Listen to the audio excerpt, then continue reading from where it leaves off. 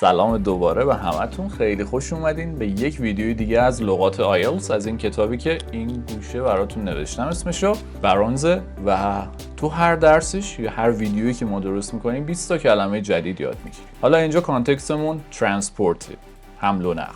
امروز میخوایم در مورد آینده ماشینای بدون راننده صحبت کنیم، ماشینایی که مستقلن، به راننده نیاز ندارن، autonomous cars یا self driving cars.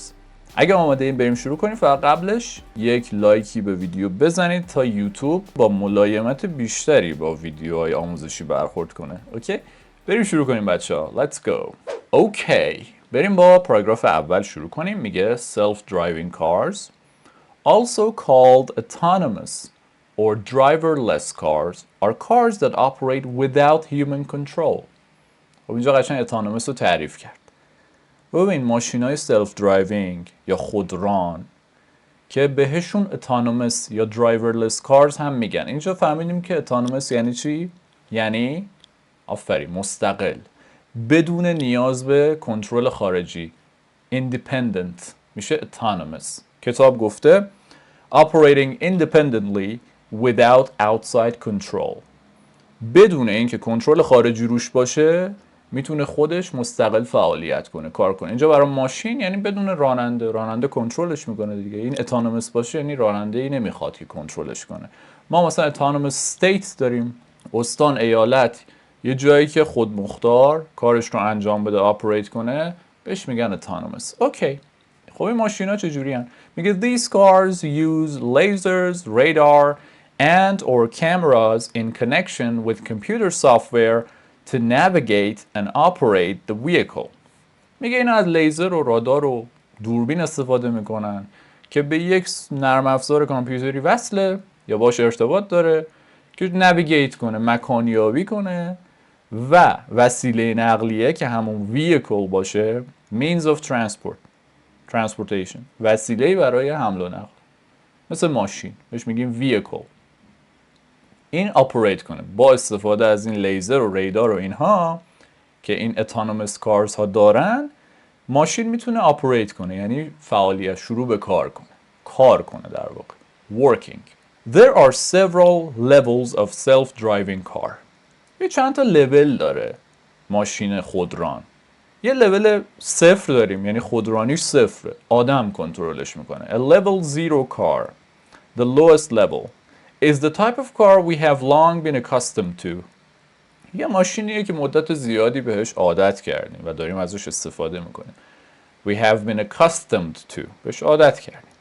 One that is entirely operated by a human driver.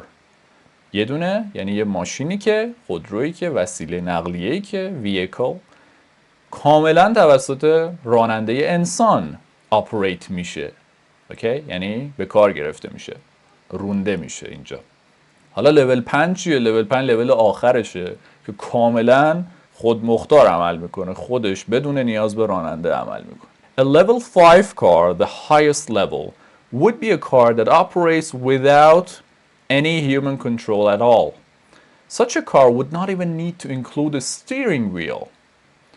یه ماشینیه لول 5، بالاترین لول، که بدون هیچ گونه کنترل انسانی کار میکنه و همچین ماشینی such a car اصلا نیازی به حتی داشتن steering wheel هم یعنی فرمون هم نداره. حالا in between یعنی چی؟ یعنی بین همین لول 5 و لول 0. In between are several levels of automation. یه چند لول یعنی در اتوماسیون وجود داره. لول خودکار بودن ماشین رو میگه. Some features of which are already common or becoming so. که بعضی از این ویژگی هاشون یا الان که هستیم رایجن یا دارن میشن. Or becoming so. So اینجا برمیگرده به common or becoming common. Becoming so دیگه so آورد که تکرار نکن. اوکی. حالا level 1 چیه؟ یعنی یه ذره اتوماسیون وارد کار شده. 0 که کاملا انسان بود، یه ذره اتوماسیون داره. Level 1 car, for example, could have cruise control and or automatic braking. level 1 میتونه به عنوان مثال cruise control داشته باشه. یعنی یه سرعتی رو مثلا بری بعد ست کنی همون سرعت خود ماشین بره، بهش میگن کروز کنترل. یا automatic braking یعنی ترمزگیری اتوماتیک خودکار. A higher level car یه لول، یعنی لول بالاتر از یک اگه بریم would have additional features ویژگی های اضافه تری داره such as assisted parking مثل پارکینگ کمکی، یعنی دستیار پارکینگ خودش براتون پارک میکنه. As more automatic features are added less driver control is required. خب این یه چیز بدیهیه. میگه هرچی بیشتر ویژگی های خودکار اضافه بشه به ماشین کنترل راننده کمتر نیازه. اوکی، واضح. پاراگراف دوم میخواد ویژگی های مثبت یا مزیت های سلف درایوینگ کارز رو بهمون معرفی کنه. با این جمله شروع میکنه، میگه advocates of self-driving cars tout their many advantages. advocate کیا هستن؟ advocate ها افرادی هستن که یک ایده رو، یک چیز رو ساپورت میکنن، یعنی طرفدارشن، به نظرشون اون چیز خوبه و مفیده. به اون اشخاص میگیم advocates of مثلا اینجا self-driving cars، یعنی طرفداران ماشین های خودران چی کار میکنن؟ tout میکنن ویژگی های مثبت زیاد اون ماشین ها رو. tout یعنی چی؟ tout کتاب گفته to praise and recommend، یعنی praise کنی، تحسین کنی و پیشنهاد بدی. تو فارسی ما یه جورایی مثلا بهش میگیم بازارگرمی کردن. همچین معنی توی انگلیسی هم داره. مثلا یکی از معنیاش میشه این که بقیه رو persuade کنی، to persuade people to buy something by telling them that it is advantageous for them، یعنی بهشون بگی که این آقا براتون مفیده، اوکی، ویژگی‌های خوبی داره. من دارم این در واقع وسیله رو tout میکنم. این ادوکیت ها، طرفداران این ماشین ها، ویژگی‌های مثبتش رو tout میکنن.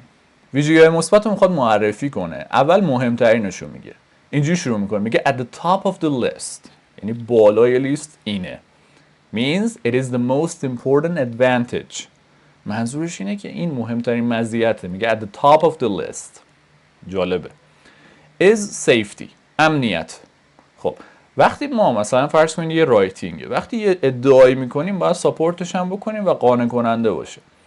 فرضاً من الان اینو تو رایتینگ هم مینویسم، میگم at the top of the list is safety.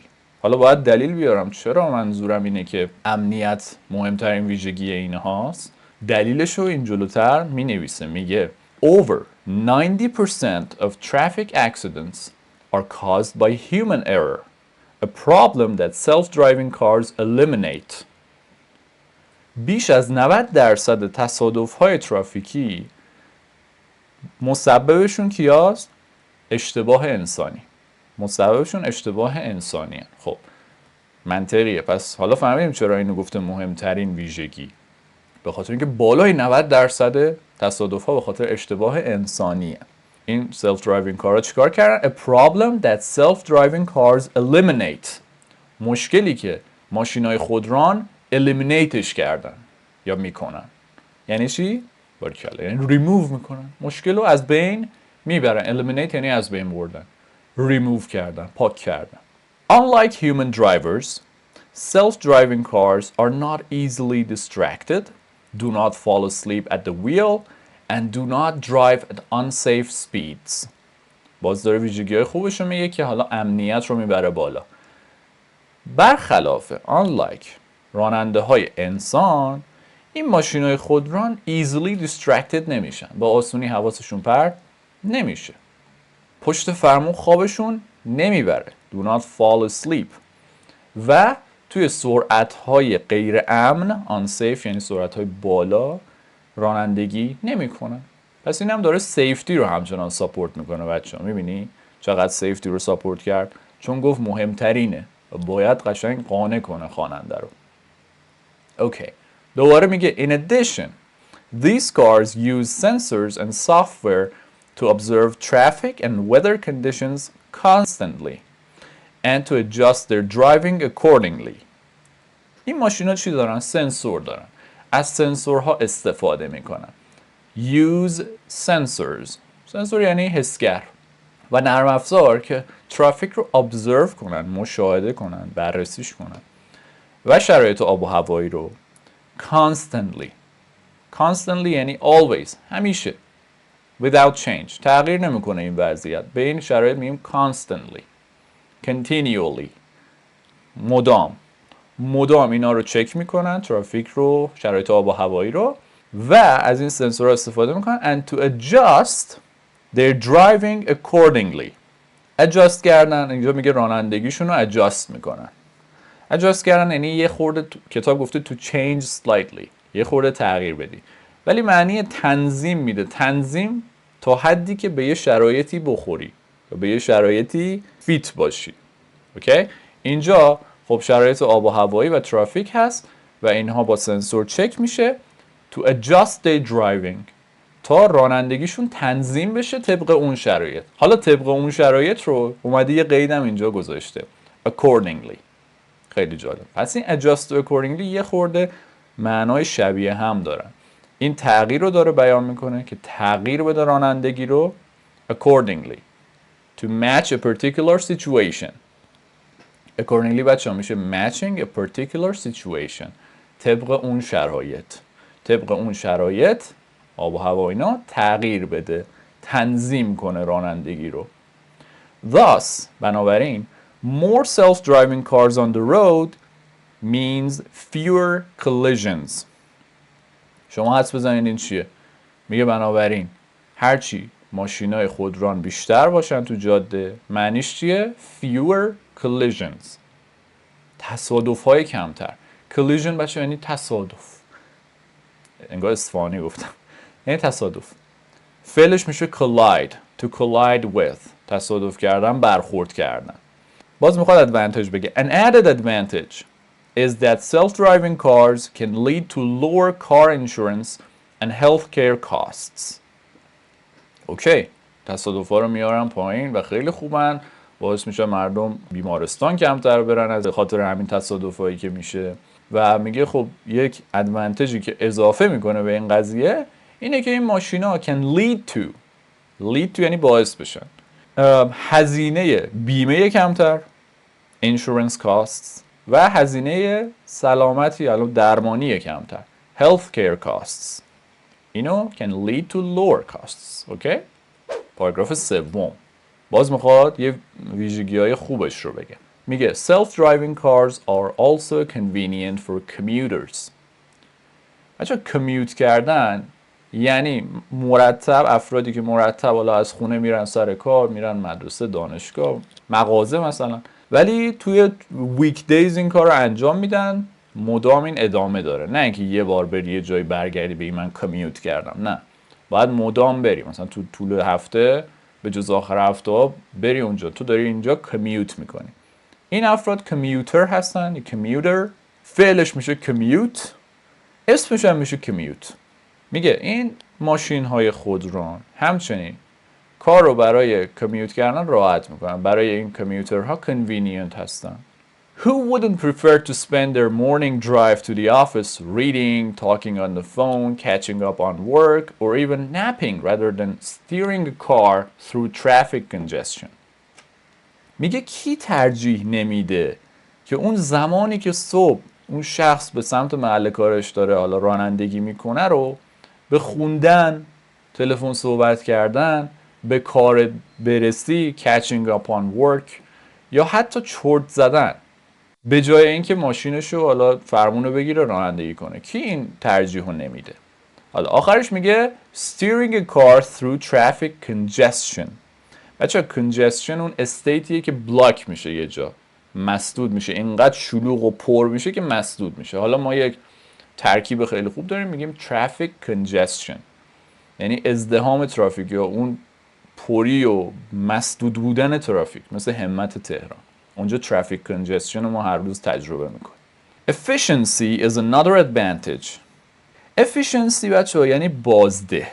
در واقع به ویست کم میگن، وقتی یه چیزی کار میکنه با ویست کم. حالا ویستش میتونه زمانی باشه، پول باشه، انرژی باشه یا هرچی. میگیم اون چیز افیشنسی بالا داره. برای چی میگه افیشنسی ویژگی این ماشین هاست؟ توضیح باید بده. الان اینجا ساپورت میکنه. میگه self-driving cars use GPS to find the quickest route. can detect delays and accidents and quickly reroute if necessary. ماشین‌های خودران از جی پی اس استفاده میکنن که سریعترین راه رو پیدا کنن. دیلی ها رو دیتکت میکنن، یعنی پیدا میکنن، نوتس، تصادفات رو همچنین، و اگه لازم شد if necessary ریروت هم سریع انجام میدن. یعنی مسیر رو گفتن اینوری، سریع مسیر رو عوض میکنه که حالا مثلا اینور ترافیک، تصادفه یا دیلی ممکنه وجود داشته باشه. اوکی، بس کلمات این طرف traffic congestion رو گفتیم، یعنی ازدحام و بلاک شده، مسدود بودن یه جا، مثل ترافیک. کامیوتر هم افرادی بودن که ترافل میکردن از خونه به سمت محل کار یا حالا مدرسه ممکنه. اوکی، ادامه پاراگراف 3 رو ببینیم. This not only results in quicker trips but also in a reduction of emissions, much of which is generated by cars sitting in traffic. اوکی، گفت که اینا افیشنسی دارن، این ماشینا دیگه باعث میشن که تو سریع کویکست روت رو پیدا میکنن، سریع ترین راه، و از اون طرف میرن. پس شما زمان کمتری رو ویست میکنی، بنابراین افیشنت. میگه این فقط منجر به سفرهای کوتاه‌تر نمیشه. این سفر منظور همین travel between where you are and where you want to be. میگه فقط منجر به این مسافت‌های سریعتر نمیشه، بلکه چی رو کاهش میده؟ امیشن ها رو کاهش میده. امیشن بچه‌ها به خروجی همین مثلا پولوشن گفته میشه که وارد هوا میشه. یکی از معانیش مثلا توسط ماشین ها، توسط حالا پتروشیمی، پالایشگاه، کارخونه ها، این دود و این آلودگی که وارد هوا میکنن بهشون میگن emissions. خب این امیشن ها بعد توضیح میده که بیشترشون much of which، اینجا much of which منظورش چیه؟ که بیشتر این امیشن ها توسط ماشین هایی که توی ترافیک هستن sitting in traffic generate میشه، تولید میشه. This is especially important in urban areas which are well known for traffic congestion. میگه این ویژگی به خصوص توی مناطق شهری مهمه. Urban یعنی شهری of a city، که به خاطر ترافیک زیادشون، traffic congestionشون معروفن. Finally, self-driving cars lead to greater independence, autonomy, for people such as the elderly and disabled who may have difficulty operating a vehicle. حالا در آخر میخواد ویژگی مثبت آخرش رو بگه. این ماشین‌های خودران میتونن ایندیپندنس بهتری، قوی‌تری رو برای افرادی مثل افراد پیر یا معلول که ممکنه نتونن درست یه ماشین رو آپریت کنن، حالا مثلا اینجا استفاده کنن، به کار بگیرن، رانندگی کنن، رو ایجاد کنی. ایندیپندنس یعنی چی؟ یا اتونومی که ما گفتیم autonomous شد مستقل، operating without outside control. ایندیپندنس هم یعنی استقلال، مستقل بودن. این رو برای این افرادی که معلولن یا پیرن، نمیتونن ماشین رو آپریت کنن، به وجود میاره. پاراگراف 4. Self-driving cars also have their critics of course. اوکی، این هم خوبی ازشون گفتیم. این ماشینا کریتیک های خودشون هم دارن. کریتیک یعنی منتقد، کسی که نگاتیو اپینین داره راجع به قضیه، نظرات منفی داره، به این شخص میگه منتقد، کریتیک. به فعل این کار، انتقاد کردن، چیزای منفی گفتن، میگیم criticize. اوکی. One possible disadvantage is that the convenience of self-driving cars for individuals could lead to more cars on the road. Of course. میگه یک عیب ممکنه اینها میتونه این باشه که راحتی، کنوینینس این ماشین‌های خودران برای اشخاص میتونه منجر به وجود ماشین‌های بیشتر تو جاده بشه. آره دیگه، وقتی میبینن اینا خوبن میرن بیشتر میگیرن، بیشتر استفاده میکنن، تعدادشون میره بالا. حالا this in turn could lead to increased level of emissions unless of course the cars are electric. این میتونه امیشن ها رو اتفاقا زیاد کنه. وقتی تعدادشون میره بالا، امیشن ها میتونه باعث افزایش لول یا سطح مقدار امیشن ها بشه، مگر اینکه ماشین ها برقی باشن که دیگه امیشنی نداره. Other problems include the high cost of purchasing the cars, the possibility of hackers gaining control of the cars, and the loss of jobs for truck and taxi drivers. مشکلات دیگه‌اش یا دیسادوانتیج‌های دیگه‌اش هم میگه شامل این میشه که هزینه بالای خرید این ماشین‌ها، high cost of purchasing، امکان اینکه هکرها کنترل ماشین‌ها رو به دست بگیرن. خب اینا چون در واقع نرم افزاری ان دیگه، سافت‌ور دارن، هکرها هم هر جا که سافت‌ور هست امکان خطرشون وجود داره.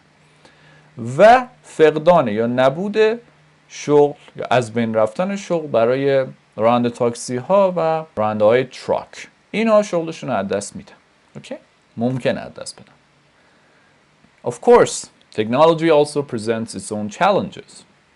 البته که اینطور تکنولوژی هم چالش های خودش رو ارائه میده. چالش داره تکنولوژی. وقتی یه تکنولوژی جدید میاد ما چالش داریم. چالش یعنی چالش.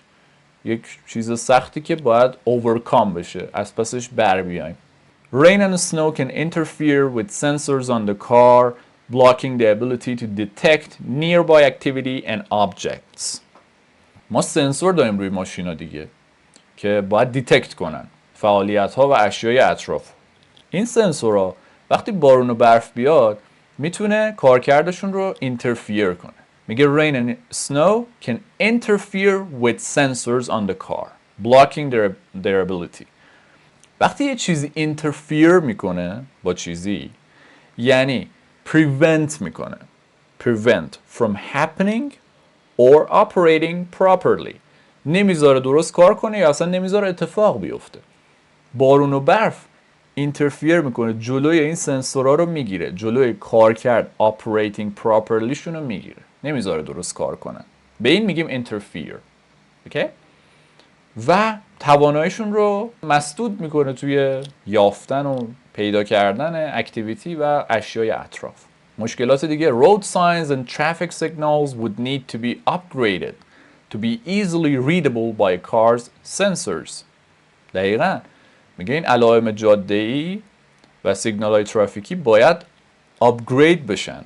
یعنی چی بشن؟ بروز رسانی بشن. آپگرید یعنی بروز رسانی کردن که به آسونی با سنسورهای ماشین خونده بشن، ریدبل باشن برای سنسورهای ماشین.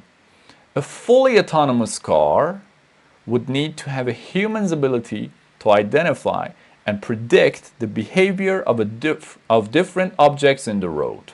یه ماشینی که کاملا خودرانه، اتونومسه، نیاز پیدا میکنه که دقیقا توانایی انسان رو داشته باشه برای تشخیص دادن و پیشبینی بیهیویر و عملکرد و رفتار بقیه اشیایی که یا منظور ماشین ها و چیزهای دیگه که توی جاده هستن. ماشین ها، مثلا حیوانات، انسان ها، افرادی که رد میشن از خیابون، همه اینا رو باید پردیکت بکنه، پیشبینی بکنه. predict، identify بکنه، تشخیص بده. A pedestrian که داشتیم معنیش چی میشه؟ عابر پیاده. pedestrian. A deer and a bicycle, for example, each act in different and often unpredictable ways. همشون متفاوت اکت میکنن که ممکنه یهو مثلا برگرده، دیر ممکنه یهو وایس وسط جاده و بزنه زیرش. باید اینا رو مثلا ماشینای خودران predict بکنن، پیش بینی بکنن. پس باید سیستمشون upgrade بشه.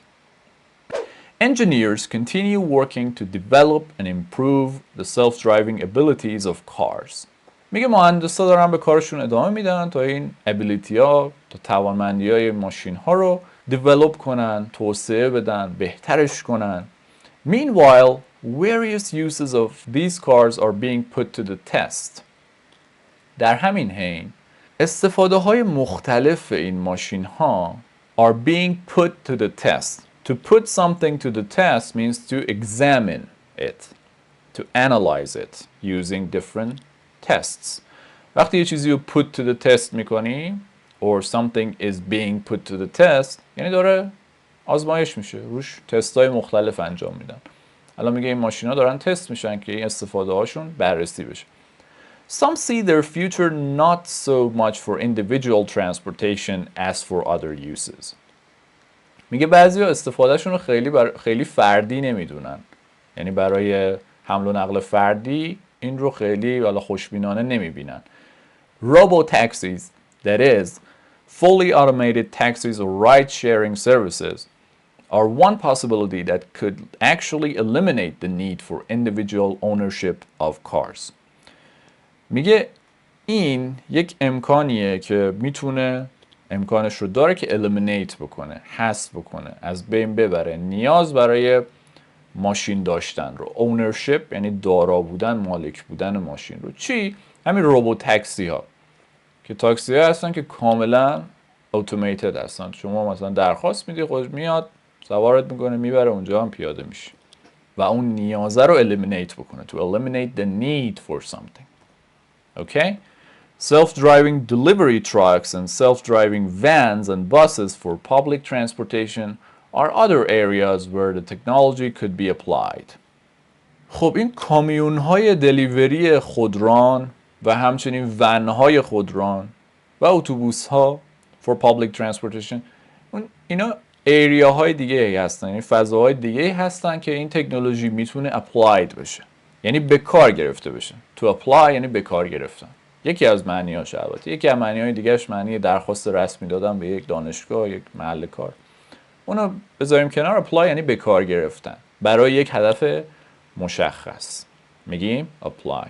این تکنولوژی میتونه applied could be applied میتونه اعمال بشه، به کار گرفته بشه. اسمش میشه application. application یعنی استفاده یا applicable قابل استفاده. اینم صفتشه. Okay. However things develop, one thing is clear. In some form of other, self-driving cars are part of the future of transportation. میگه هر جور اوضاع پیش بره یه چیز روشنه. تو هر نوع که ممکنه این ماشینای خودران بخشی از آینده حمل و نقل هستن. راست میگه دیگه. It's inevitable. اجتناب ناپذیره. این قضیه در آینده به وجود خواهد اومد. اوکی بچه‌ها، این هم از کلماتی که تو این درس یاد گرفتیم. 20 تا لغت بود. حالا میتونید برید تمریناتش رو حل بکنید حتما. بچه‌ها فقط یه نکته، این تلگرام آیدیشو من اینجا اشتباه وارد کردم. یه آندرلاین بین انگلیش و ادیکشن داره. حتما دو تا دی بذارید. تلگرام و اینستاگرام بچه‌ها حتما عضو بشید. اینو با آندرلاین لطفاً، انگلیش آندرلاین ادیکشن. و همین. مرسی. لایک و کامنت یادتون نره. تو ویدیو بعدی میبینمتون. فعلا خدا نگهدار.